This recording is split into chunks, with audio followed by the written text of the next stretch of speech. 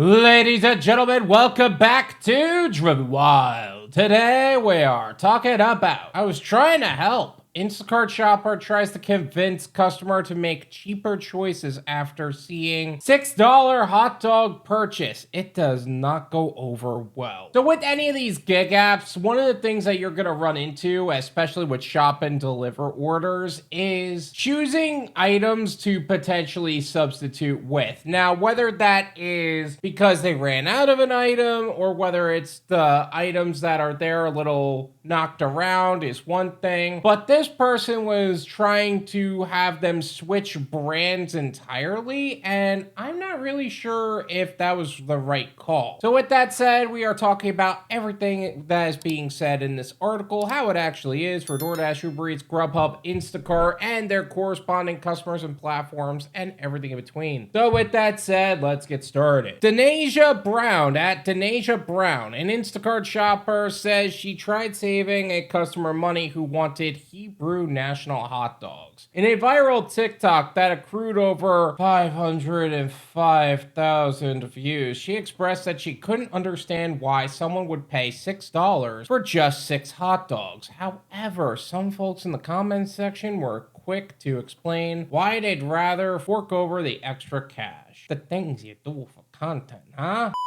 I'm going to leave her TikTok as well as her profile in the description so you can develop your own opinions on the subject. Now, before I even go into this at all, I feel a little torn on all sides here. On one hand, as an Instacart shopper, it is your responsibility to fulfill the order that is given to you, not to try to criticize or correct their choices mid-shop. If they say they want this brand of hot dogs or this brand of soap, that's their choice. As a bargain shopper, I appreciate the effort, but if you're ordering on Instacart, that's not really why you're doing it. But as somebody who likes hot dogs and is very particular about getting Sabaret hot dogs, I'm already at the point of where I'm like, she's kind of in the wrong for this, because I would have that kind of brand loyalty. I just like that brand better. That's just me personally. I don't have hot dogs anymore, but when I did, I was very particular on that brand. So I get why a customer would not appreciate that the way a bargain shopper would appreciate that. Just throwing that out there. Y'all really out here spending $6 for 6 hot dogs. What the hell is wrong with this one? What's wrong with this one? Because I buy these.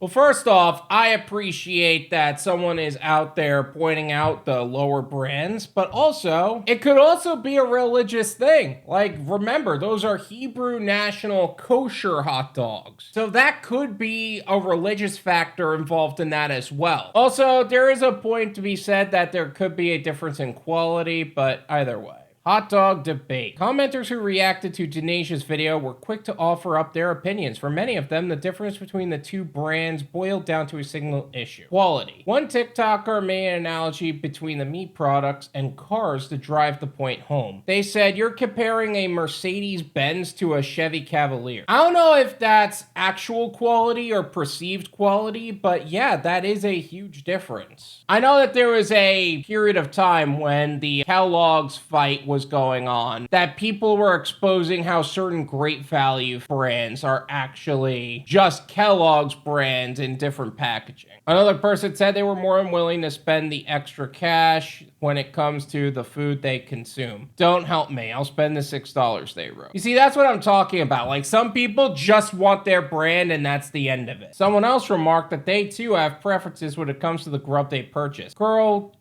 put my Nathan's in the cart, they shared. Not your job to help them save money. Your job is to buy what they ordered, another said. Yeah, you see, this is exactly my point. The Instacart shopper's job, or task in this case, is to complete the order that is given to them, not to criticize what they want or to correct what they want. If my customer said, I want a certain brand of anything, they get that certain brand of anything. The only time that's different is if there needs to be a substitution because that's not available, or the one or two they have available looks like it's been through hell and beaten the crap out of. Like, you've seen those boxes that are all crumbled and stuff. Hebrew National Hot Dogs. The Kitchen Pursuits explains what makes Hebrew National Hot Dogs a preferred grilling favorite for many, and it's rooted in the brand's stringent adherence to kosher dietary laws. Unlike many other hot dog brands, Hebrew Nationals only contains beef. Pork, shellfish, and other non-kosher animals are strictly prohibited from being used in the meat emulsion, Kitchen Pursuits notes. Yeah, you see, this is another reason where brand is actually important. You don't know why a certain brand is being chosen. Like, in this case, it is specifically for that reason. Will there ever be evidence to show differently? Who is to say? But at the same time, if that's the reason they're buying that specific brand, they don't want an amalgamation of meat to be slammed together and put into a hot dog. They just want beef, and that's what Hebrew National hot dogs are. That's kind of the point. Moreover, the act of slaughtering a cow for human consumption via kosher laws necessitates a swift cut to its jugular vein. This allows for a fast blood drain, resulting in a quick death, as the outlet puts it, minimizing the animal's pain. Additionally, because they carry a kosher label, that means the ingredients are carefully selected and scrutinized. And again, this goes right back to the point of it being kosher. That could also be why they chose that brand, because that's ultimately the goal here, is to give the customer what they want. Bar S versus Hebrew National ingredients. While Hebrew National hot dogs are entirely made of beef, Bar S follows a different manufacturing protocol. According to supermarkets Heb's website, at Bar S hot dogs contain the following: mechanically separated chicken, water, dextrose, salt, along with modified cornstarch, corn syrup, flavorings, potassium lactate, potassium acetate, sodium diacetate, sodium phosphates. The ingredients list for Bar S also reads that it contains sodium erythorbate, sodium nitrate, oleoresin of paprika. Jesus Christ. Why do we have to get all fancy with the terms? This is why I hate reading ingredients. I get why they do it this way, like there's a whole process and a science to it, but what am I looking at here? I feel like there's so much crap in there that's why hot dogs are literally, like somebody said, I don't know where I read this, but a hot dog takes like a day or like a week off your life every time you have one. And I'm like, yeah, I think I get it now. Hebrew National's label reads that its hot dogs contain kosher beef, water, 2% or less of salt, spice, sodium lactate, paprika, hydrolyzed soy protein, also garlic powder, sodium diacetate, sodium erythorbate, flavoring, and sodium nitrate. Well, at least I could read that more effectively. This is my opinion. It's worth what you pay for it. None of you pay me.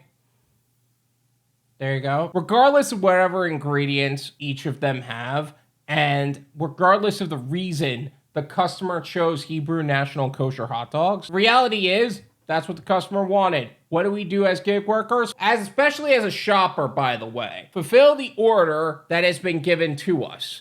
Not find a cheaper brand of hot dogs and try to help them out. That's not the purpose here. If my customer said, I want this type of hot dog, they get that type of hot dog. If they didn't have that type of hot dog, maybe I would suggest one of those. Maybe I would say, hey, this is a really cheap brand. Would you want this? But at the same time, that's not what they wanted. And also, if they were looking for kosher hot dogs specifically, and that's what they had available, I'd tell them to remove the item entirely. And I would almost want to refund that item anyway. Like, I wouldn't even want to replace an item that could potentially cause, like, a poor rating on my behalf. Heck, I think you might have gotten a poor rating for making such a point on this. Like, a customer doesn't want to be judged for the type of food they eat. That's just reality. There's so much food anxiety see in this country right now. It doesn't need to add more to it. All in all, if you ever do shop and deliver orders and you're given an order that has a specific brand of anything, do your best to fulfill that order to a T. Not make any changes that you think is right. Not ask them if they want to take a cheaper brand just because they feel like it. Just fulfill the order to the best of your ability.